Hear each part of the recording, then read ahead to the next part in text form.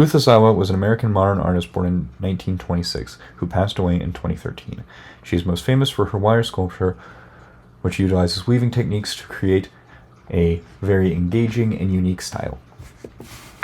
This style can be seen in her early days at Black Mountain College, where a lot of her art making can be traced back to. She met many people that would become important to her life here, including her husband, Albert Lanier. And you can see in her work from this time that she is still very interested in curvilinear forms, this sort of woven aesthetic, and the interaction between space, both negative and positive.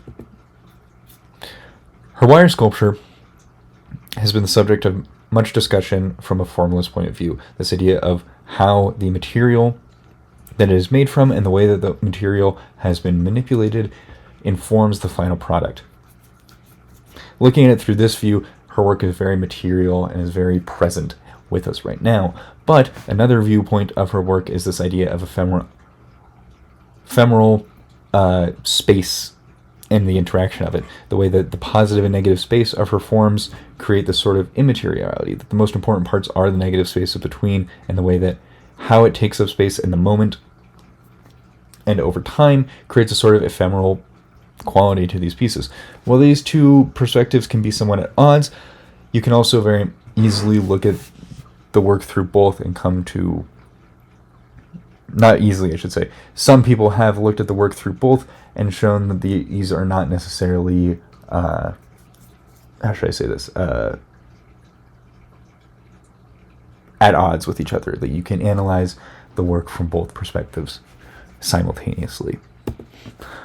This work can also be drawn back to some notes that she took at Black Mountain College, showing interest in biological forms such as cellular structures. Through this lens, you're not looking so much at the making material, but rather at the meaning of the art and the symbology behind it. This symbol of the internal important parts of humanity and the way that we are similar through the internal thing rather than focusing on the differences between us. Throughout her entire career, she was very inspired by nature and natural forms. In pieces like this, it is very obvious to give them a name, and in a lot of her twisted wire sculpture, which this is, she is very directly inspired by nature. This twisted wire sculpture also coincides with time closely-ish to when she is beginning to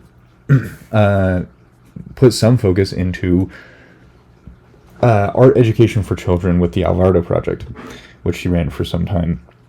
The Alvarado Project was this idea of bringing small art education to different elementary schools near her. I believe it started with the elementary school that her children were going to. When asked why she did not lobby instead and rather did this smaller sort of camp, almost not necessarily, that feels demeaning, but sort of smaller artistic teaching program, she said that she would rather deal in action than words in this case.